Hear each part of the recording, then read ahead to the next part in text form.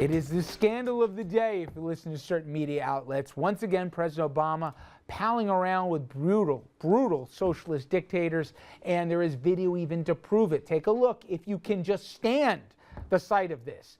Or CG's obscure it. There you go, the handshake. It happened at the Mandela funeral in South Africa, and yes, it is just a polite handshake. I don't think 3 seconds it went beyond that, but the problem is the hand belongs to Raul Castro, leader of still communist Cuba and the brother of Fidel. Right-wing media going nuts on this today, as are the usual suspects, but one that we thought had come off the roof a little bit lately, John McCain, he compared it to the Neville Chamberlain Adolf Hitler handshake, saying the handshake gives propaganda help to Castro.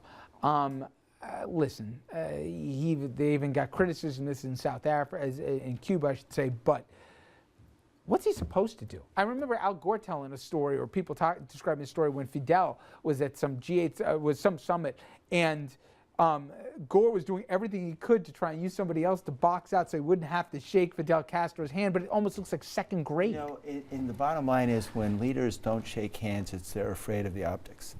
And he should have shaken the hand. That was the responsible thing to do. Get a freaking life. We should have an embassy in Cuba. We should have an embassy in North Korea. And if we did, we would have better relations, not with the government, but with the people who live there.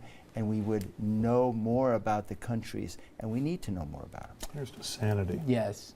I don't know if I want to be seen shaking hands. hands. Well, it took 53 minutes to get there. No, so Andrew, but it wasn't just relegated to McCain sounding off. I mean, everybody was taking every opportunity to make this thing sound like it was some loving embrace. I mean, Marco Rubio went after it, and as did... You know, for a different reason, right? Marco Rubio said, you know, he really should have stopped and talked to Raul Castro about expanding civil rights to people. I'm like, he was talking to him for 3 seconds. You saw the video. How could he...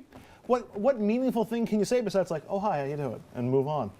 I agree. I think it's a... Well, he's given him an opening now, so he can call Raul up and have a conversation with him. Hey, and you two guys, I'm sure on a different level, you must have seen awkward handshakes where the two guys can't stand each other, or somebody wants the handshake for the photo op and the other person's like, get me away from them.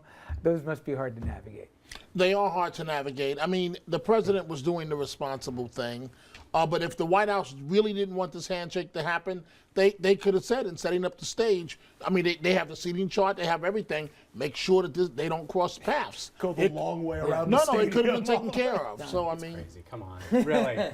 Really? I mean, it's just nuts. But I experienced this when I actually shook George W. Bush's hand in 2008. They ran against me because I was the friend of George W. Bush, my own president.